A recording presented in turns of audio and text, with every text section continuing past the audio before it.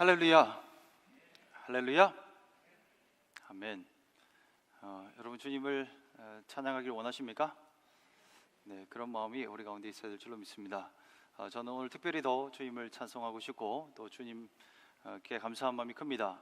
또 왜냐하면 전도 폭발 하반기 훈련을 끝내고 또 수료 예배로 드리기 때문입니다.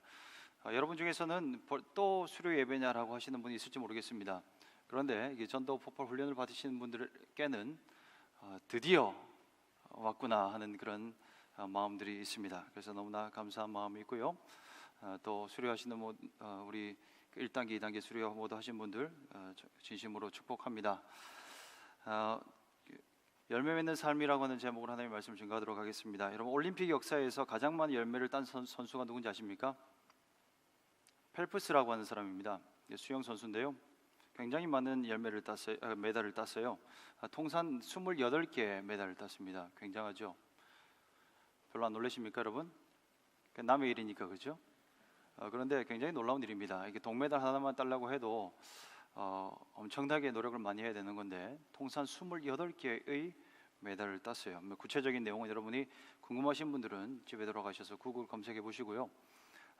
엄청난 열매를 맺었던 거죠. 여러분, 어떻게 그는 28개라고 하는 엄청난 양의 그 메달을 딸 수 있었을까요? 그건 바로 그가 했던 그 훈련의 습관 때문이었습니다. 펠프스는 어릴 적부터 덩치는 컸지만 가정이 불행했어요. 그리고 어린 시절에 그가 정신적인 결함이 하나 있었는데 그건 주의력 결핍 과다 행동 장애라고 하는 일종의 정신질환이 있었어요. 사실 이 장애를 극복하기 위해서 그의 부모가 그에게 수영을 시킨 것으로 그의 수영 인생을 시작했습니다.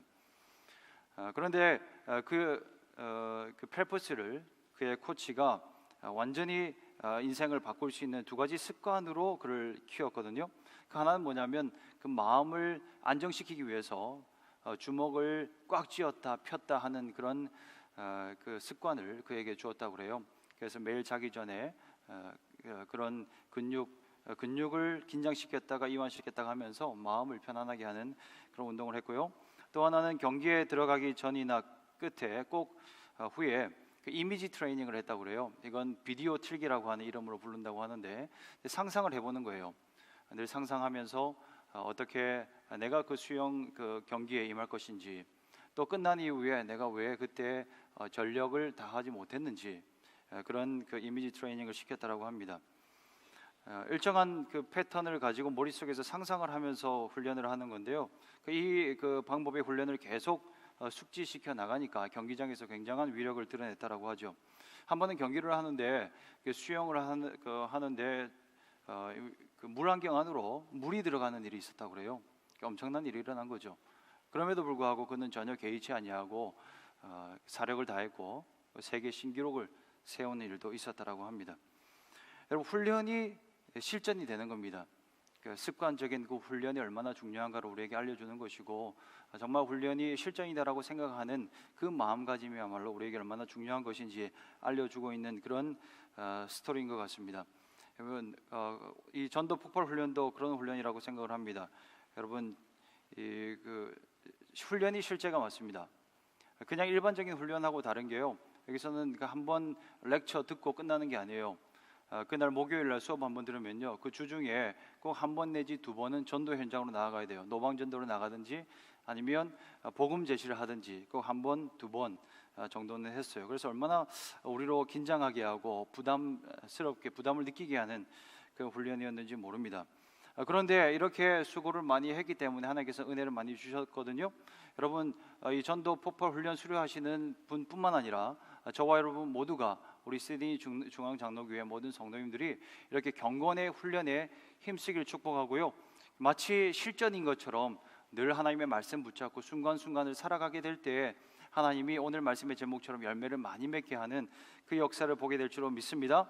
오늘 이 설교와 그리고 오늘 예배의 모든 순간이 그와 같은 훈련의 시간이 되었으면 너무 좋겠습니다. 오늘 우리가 읽은 이 본문은요, 에베소 지역에서 사도 바울이 사역하는 그 장면을 우리 가운데 보여주고 있어요. 본격적으로 시작하고 있는 그런 장면이에요.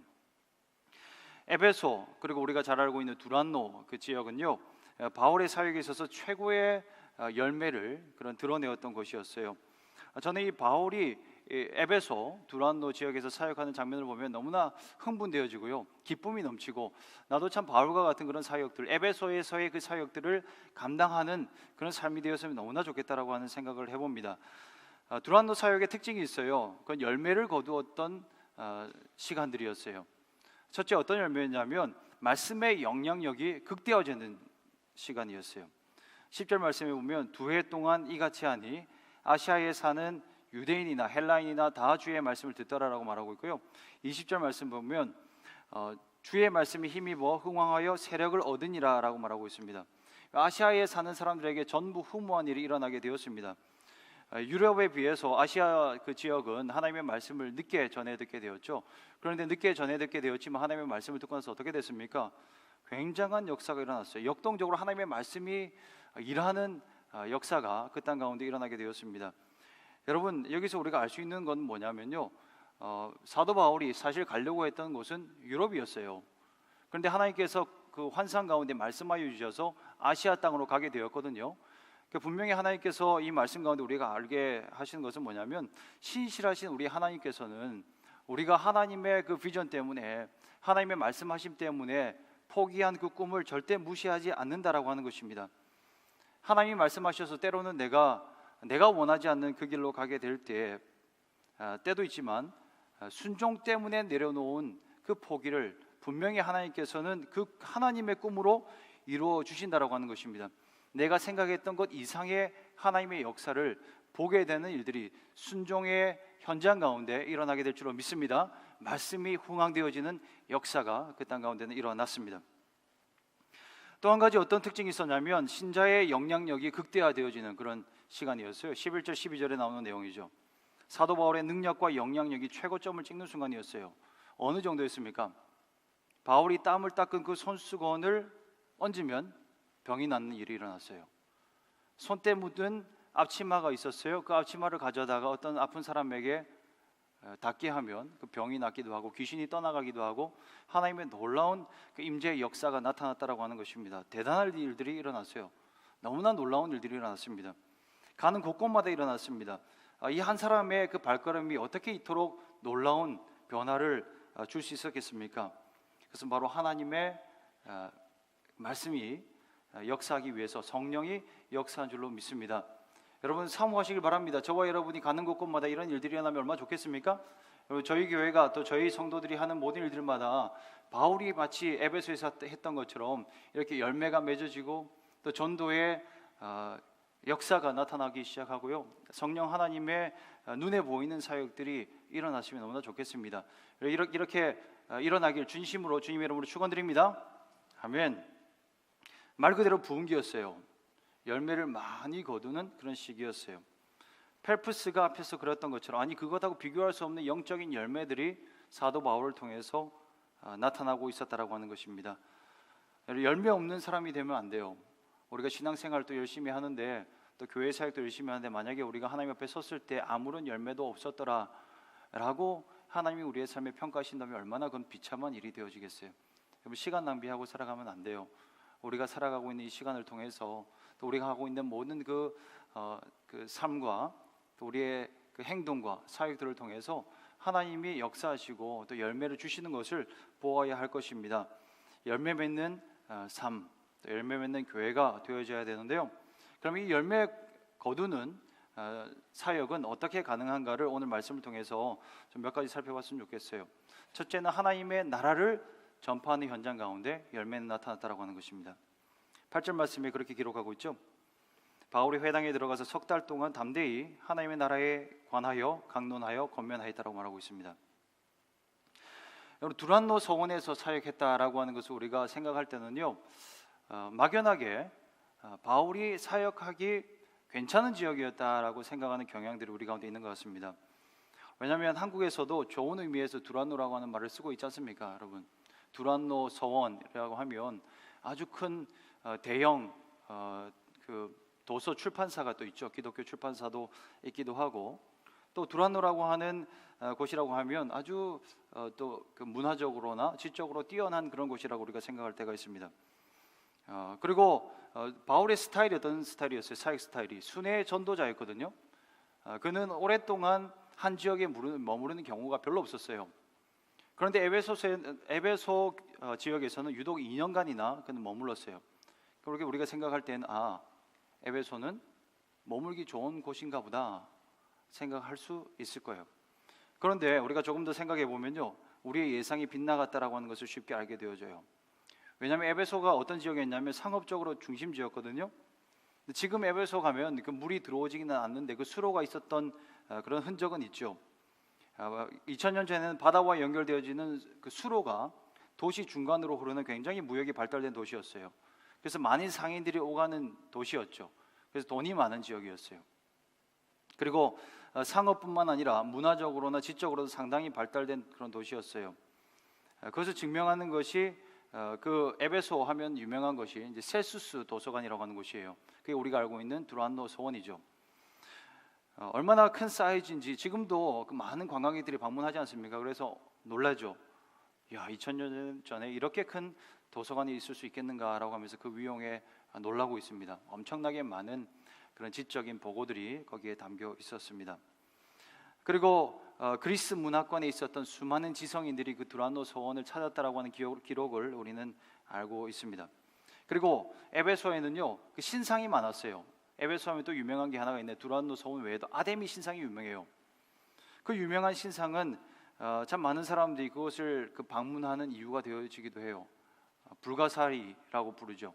어떻게 저걸 지을 수 있었을까? 수많은 사람들이 거기에 모였습니다. 그리고 당시로서는 세계 최대 규모의 원형 경기장도 있었어요. 대략 25,000명 정도 들어갈 수 있는 원형 경기장이 있었거든요. 지금도 있죠. 그래서 그 사람들이 수많은 사람들이 모여서 거기서 경기를 하기도 하고 또 그 아데미를 이름을 부르면서 예배하기도 했던 그런 곳이었어요. 이처럼 에베소는요, 부유한 곳이었어요. 그리고 지적으로나 문화적으로나 굉장히 그 높은 수준의 그런 도시였죠. 그리고 남부러울 것이 없는 그런 도시였습니다. 그리고 종교적으로도 그랬고요. 종교적으로 아주 강한 그런 지역이었습니다. 여러분, 그와 같은 그 곳에서 하나님의 나라를 선포하는 것은 쉬운 일이 아닐 거예요. 여러분, 쉽지 않은 일이에요. 9절 말씀 보면 나오잖아요. 마음이 굳어서 하나님의 말씀을 듣지 않았다라고 기록하고 있어요. 우리가 전도 여행을 가보면 우리 지금 청년들이 러브 인디아라고 하는 이름으로 인도 지금 비전 트립으로 가 있는데 이런저런 지역으로 비전 트립을 여러분 가볼 기회들이 있지 않습니까? 그러면 제일 어려운 곳이 어디예요? 선진국이 아니고 오히려 우리가 생각할 때 좀 잘 못 사는 그 문화적으로나 경제적으로 좀 뒤떨어진 개발도상국이 아니라 선진국이 더 하나님의 말씀을 전하는 것이 어렵다는 것을 알게 되어져요. 그죠? 저는 그 런던으로도 비전 트립으로 가봤고요. 티베트나 또 인도, 저는 캘커타라고 하는 지역도 가봤었는데 여러 지역들을 가보면서 느끼는 게 바로 그거예요. 제일 어려운 곳이 선진국 같은 곳이다라고 하는 거고요. 들어가기부터 어려웠어요. 런던 공항 들어가는데 얼마나 어려운지 몰라요. 저희는 순진해가지고 뭐하러 왔냐 그래서 교회 방문하러 왔다 그러니까 거기서 곧바로 이미그레이션으로 붙잡혀갔어요. 그래서 굉장히 까다롭게 하는 것을 느끼기도 했었고요. 그런데 반면에 제가 제 기억 속에 가장 그 효과가 있었던 또 하나님의 말씀을 잘 받아들였던 지역은 인도 지역이었어요. 거기서 그 한 집회 때 말씀을 나눌 기회가 있었는데 말씀을 나누는데 너무나 집중하면서 그들이 말씀을 그대로 흡수하는 것을 느꼈었어요.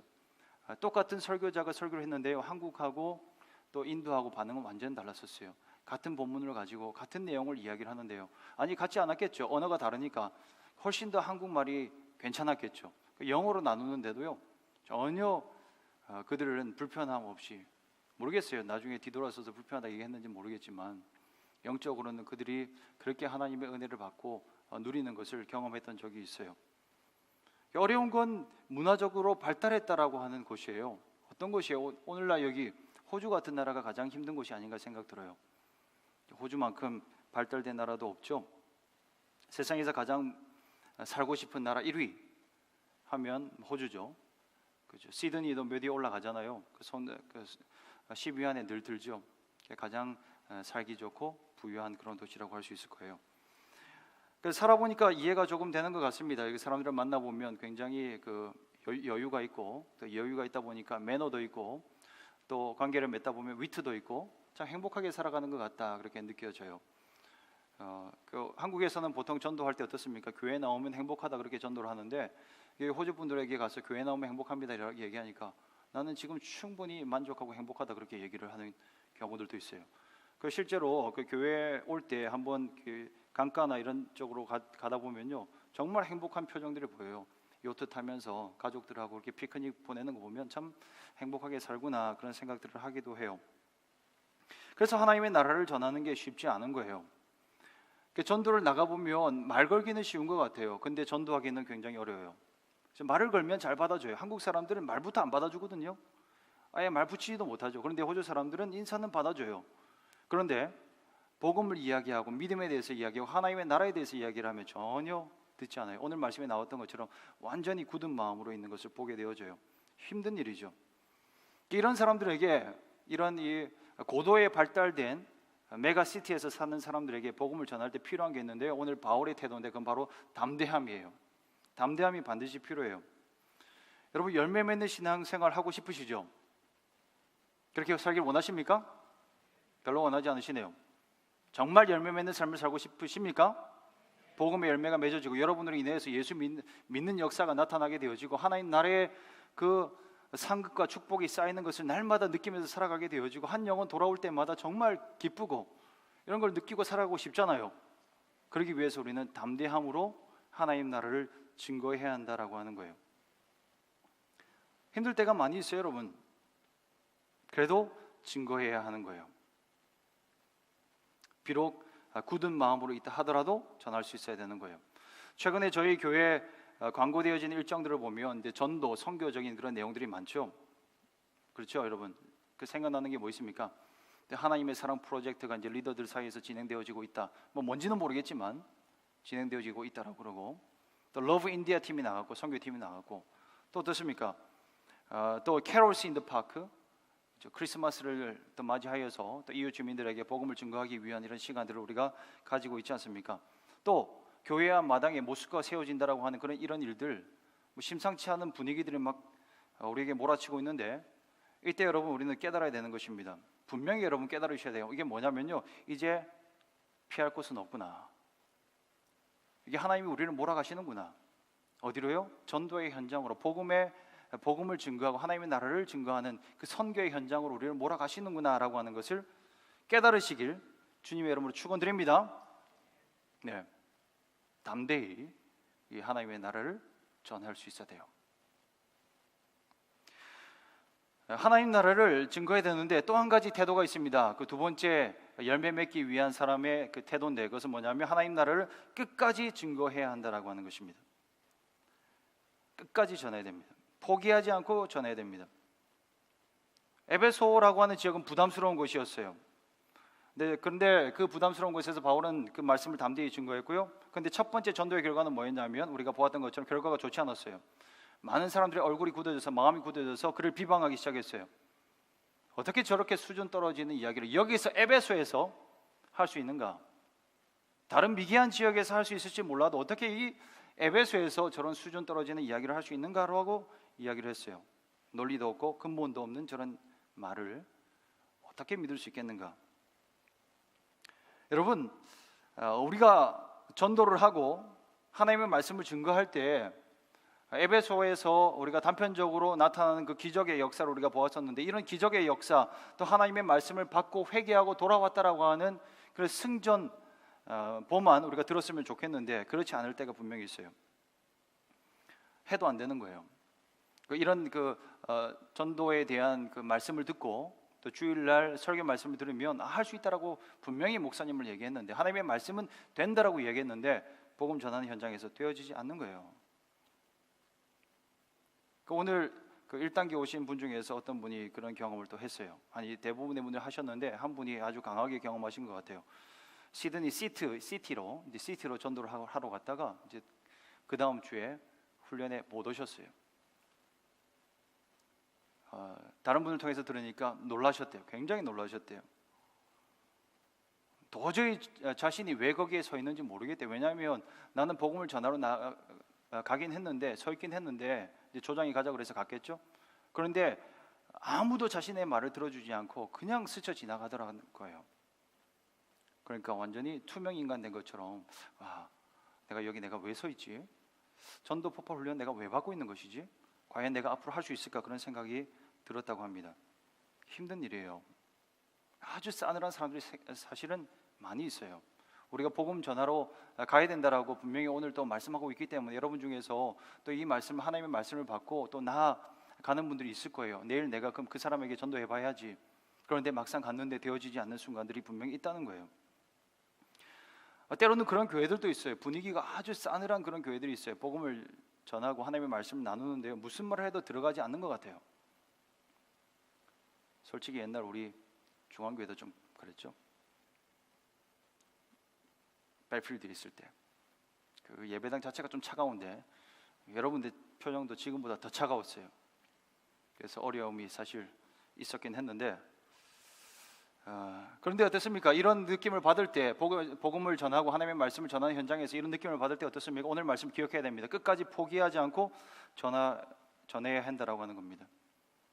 오늘 사도 바울은요, 그 첫 번째 사역에서 열매가 없죠. 어떻게 했습니까? 포기하거나 좌절하지 않았습니다. 끝까지 했습니다. 오늘 말씀 그대로 보면 몇 명 남지 않자 그는 제자 삼는 일을 시작했다라고 나오고 있습니다.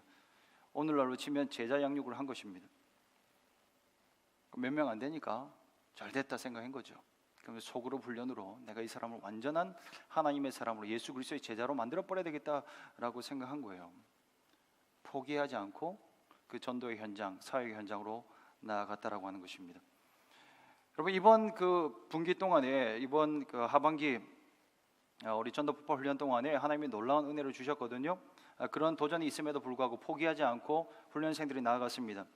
그때 어떤 일들이 있었냐면요, 하나님께서는 우리 그 팀 15분을 16명을 통해서 105명에게 복음을 증거하게 하셨어요.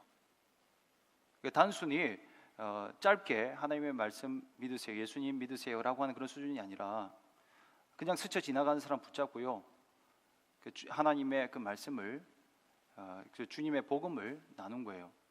짧게는 10분, 많게는 30분, 1시간 정도 그렇게 복음을 나눈 사람들이 105명이었어요. 그 중에서 주님을 구주로 영접한 자가 몇 명인 줄 아세요? 여러분 놀라지 마세요. 44명이라고 하는 사람들이 이 시드니 땅에서 새롭게 예수 그리스도를 구주로 믿고 우리 하나님 아버지께 돌아온 줄로 믿으시기 바랍니다. 사실이에요, 여러분. 여러분 이때는 좀 놀라주시면 좋겠어요. 펠프스가 그거 많이 땄을 때는 별로 안 놀라도 되는데, 이렇게 하나님께서 지금 복음이 우리를 통해서 증거되어지고 있는 것은 너무나 놀라주셔야 되고요, 우리 하나님이 행하신 그 일들 좀 바라보면서 기뻐했으면 좋겠어요. 우리 하나님께 한번 영광의 박수 올려드릴까요? 네, 정말 하나님이 역사하고 계세요. 포기하지 않고 나아갔을 때요, 하나님 놀랍게 역사하고 계세요. 예상하지 못했던 곳에서 하나님의 사람들을 만나게 하시고요, 또 전혀 주님께 돌아오지 않을 것 같던 그런 인상 험악한 사람들이요, 마치 기다렸다는 듯이 주의 복음을 듣고, 나는 이 말씀이 필요했습니다, 이런 메시지가 있었습니까? 내가 그럼 믿겠습니다 라고 하는 그런 고백들을 듣게 되어지는 것입니다. 여러분, 매 순간순간이 기적의 현장이었어요. 정말 도전도 많았지만요, 한 명 한 명이 주께 돌아오는 것, 우리가 매주 그 수업 끝나고 나서 한 주간 하나님이 어떻게 역사하셨는지 보고하는 시간이 있거든요. 그때마다 정말 놀라지 않을 수가 없어요. 와, 하나님 어떻게 21세기에 호주 시드니 땅에서 단순하게 복음 들고 나아가는 이 한 사람 한 사람 통해서 역사하는가, 정말 놀라지 않을 수가 없어요. 여러분, 이렇게 끝까지 포기하지 않고 나아가는 자들을 통해서 하나님은 하나님의 역사를 이루어가는 줄로 믿습니다. 포기하지 않는 거예요. 아프리카에 우물을 잘 파는 사람이 있었다고 그래요. 보통 우물을 팔면 20%의 성공 확률이 있다고 그러는데, 어떤 한 사람이 있었는데 이 사람은 100%를 자랑하는 사람이었어요. 그래서 사람들이 가서 물어보죠. 당신은 어떻게 이렇게 100%의 확률을 자랑합니까? 그러자 그 사람은 너무나 쉽게 이야기를 했어요. 뭐냐면 나는 물이 나올 때까지 팝니다. 비결 딴 거 아니에요. 단순한 태도로 하나님 말씀하시면 그곳으로 나아가서 전하는 거예요. 우리의 편견으로 가로막지 않는 거예요. 우리는 기도할 때, 그리고 우리가 사역을 할 때 포기하는 경향들이 있어요. 어떤 경우에 스스로 제한해 버리는 거죠. 저 사람은 안 될 거야 생각해요. 여기에서는 안 될 거야라고 생각해요. 그러나 포기하지 않으면 하나님은 열매를 주실 줄로 믿습니다. 포기하지 않으면 하나님 나라를 선포할 때 포기하지 말아야 합니다. 그러면 열매를 거두게 되어 있습니다. 마지막으로 한 가지는요, 사역의 바른 목적을 가져야 한다라고 하는 것입니다. 오늘 본문의 하반부에 보면 독특한 에피소드가 하나 실려 있어요. 두란노에서의 그 사역의 그 영향력이 이제 소문이 났어요. 바울의 소문이 많이 나기 시작했어요. 그러자 사람들이 어떤 사람들이 나타나기 시작했냐면 바울의 사역을 따라하는 사람들이 나타나기 시작했어요. 옆에서 보니까 너무 신기했던 거죠. 바울이 병도 낫기도 하기도 하고 귀신도 쫓아내기도 하고, 또 바울이 말만 하면 사람들의 삶의 변화가 일어나니까 이걸 따라하고 싶었던 거예요. 그래서 뭐라고 했습니까? 아마도 그 바울이 말하고 있는 그 말을 주목했던 것 같아요. 바울은 예수의 이름으로 사역을 했죠. 그러니까 그도 예수의 이름으로 사역을 하려고 했던 것 같아요. 그래서 바울이 전하는 예수의 이름을 의지하여 너에게 명령하노라 라고 말했던 것 같습니다. 그래서 악한 귀신들은 도리어 반격했습니다. 내가 예수도 알고 바울도 아는데 너희는 알지 못한다라고 해서 반격을 했어요. 악귀 들린 사람이 그들에게 갑자기 달려들어서 옷도 찢고 처참하게 쫓아내버렸어요. 여러분, 이 사건이 우리에게 말하는 바가 무엇이겠습니까? 차이가 분명히 있거든요. 바울의 사역과 또 이 바울을 따라하는 사람의 그 사역의 차이가 있는데, 이것은 바로 태도의 차이예요. 동기의 차이, 목적의 차이예요. 바울은 하나님의 영광을 위해서, 하나님 나라를 위해서 그의 사역을 했는데, 이 사람들은 자신들을 위해서 사역을 했어요. 그게 차이였어요. 호기심에 했던 거죠. 오늘 전도의 현장 가운데 나아가는 특별히 헌신된 분들에게 권면해 드립니다. 동기를 늘 살펴보시길 바랍니다. 내가 무엇을 위해서 전도를 하고 무엇을 위해서 내가 교회 사역을 하는지를 생각해 보아야 하는 것입니다. 목적을 늘 점검하고 나아가야 합니다. 바로 철저하게 하나님의 나라, 나를 구원하신 우리 주님의 영광이 되어야 될 줄로 믿습니다. 나를 구원하시기 위하여서 아들을 아끼지 않고 보내신 그 하나님의 그 놀라운 사랑 때문에, 그 하나님의 놀라운 그 구원의 은혜와 감격 때문에 사역의 현장으로 나아가는 거죠. 철저하게 주님을 위해서 나아가는 거예요.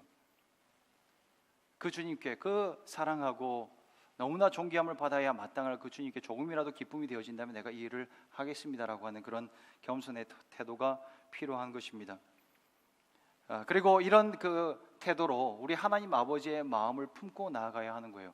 나와 같은 사람을 구원하셨다면 저렇게 악한 사람도, 저렇게 지금 하나님을 알지 못해서 방황하고 있는 사람들도 나를 통해서 내가 전하는 이 주님의 복음의 말씀을 듣고 돌아올 수 있다라고 하는 그런 믿음, 또 그들을 향한 하나님의 마음을 가지고 나아가야 될 줄로 믿습니다. 이 마음이 있으면 자연스럽게 열매는 맺어지는 거예요. 마음이 중요한 거죠.